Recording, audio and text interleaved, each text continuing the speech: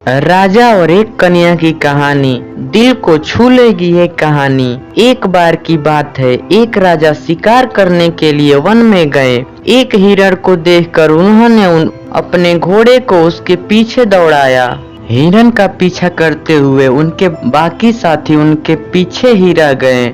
राजा दूर एक ऐसे जंगल में पहुंच गया जहां मीलों तक पानी नहीं था। राजा को प्यास ने बहुत ही ज्यादा व्याकुल कर दिया था। जब राजा और कुछ आगे बढ़े तो एक किसान की झोपड़ी दिखाई दी। जहां दौड़कर झोपड़ी के पास गए, जहां पर उस झोपड़ी के पास 8-9 साल की कन्या खेल रही थी। राजा ने उस कन्या से कहा, बेटी शीघ्र ही एक गिलास जल लाओ, मुझको बहुत जोर से प्यास लगी है। उस कन्या ने राजा को आम मुसाफिर समझकर एक खाट लाकर डाल दी और बैठने के लिए कहा तथा जल का एक गिलास लाकर राजा के हाथ में थमा दिया। राजा ने देखा कि पानी में तिनके पड़े हुए हैं, जिनको देखकर राजा को बहुत क्रोध आया और उसी आवेश में आकर उस कन्या से कहने लगे कि तुम्हारे पिता कहाँ हैं? कन्या ने उत्तर दिया, मिट्टी को मिट्टी में मिलाने गए हैं। राजा को लड़की पर और ज्यादा क्रोध आया, परंतु प्यास लगी थी, जल पीना था, इसलिए राजा ने क्रोध को दबाकर कहने लगा कि और साफ जल लाओ। वह कन्या जल लाने के लिए गई, फिर से झोपड़ी के अंदर गई। इतने में ही उस लड़की का पिता भी वहां आ गया।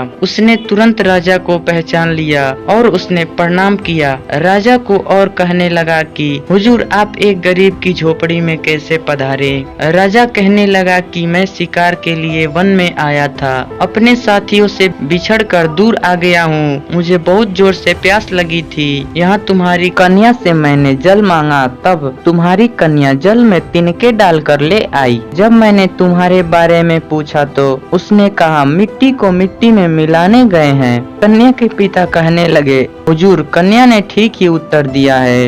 एक सज्जन के बच्चे की मौत हो गई थी, हम उसके शरीर को मिट्टी में दबाने गए थे। इतने में वो कन्या भी जल का गिलास लेकर आ गई। किसान ने पूछा, बेटी, तुमने राजा को अच्छा जल क्यों नहीं दिया? कन्या ने उत्तर दिया, पिताजी, राजा धूप की तेजी में भागते हुए आए थे, सारे शरीर पे पसीने छूट रहा था। यदि आते ही जल पिला दिया जाता तो वो जल गर्म और ठंडे की वजह से राजा को नुकसान हो सकता था। मैं इसलिए मना तो नहीं कर सकी, परंतु जल में तिनके डालकर लाई ताकि राजा कुछ समय तक जल ना पी सके। राजा कन्या की चतुराई को देखकर बहुत प्रसन्न हुए और अपने गले से हीरे का हार उस कन्या के गले में डाल दिए। उसको हमेशा हमेशा के लिए दरिद्रता के सुखी से छुड़ा दिए। जब यहाँ का राजा भी प्रसन्न होकर यहाँ के दुखों से हमें छुड़ा देता है, तो फिर परम पिता परमात्मा राजी हो जाए तो फिर किसकी असमर्थ है जो हमको किसी प्रकार का कष्ट दे सके। परंतु परमात्मा को प्रसन्न करने के लिए सच्चे प्रेम की आवश्यकता है। अनेक जब तक योग यज्ञ करने से परमात्मा स्नेह नहीं हो सकता है। जिसने अपने मन और इंद्रियों को अपने वश में नहीं किया है, उसका किया हुआ जप योग इत्यादि उस हाथी के स्नान के समान है जो नदी में नहाने के बाद धूल को अपने सब अंगों पर डाल लेता। दोस्तों, राजा और कन्या की कहानी पसंद आई होगी तो वीडियो को लाइक करके चैनल को सब्सक्राइब जरूर करना। धन्यवाद।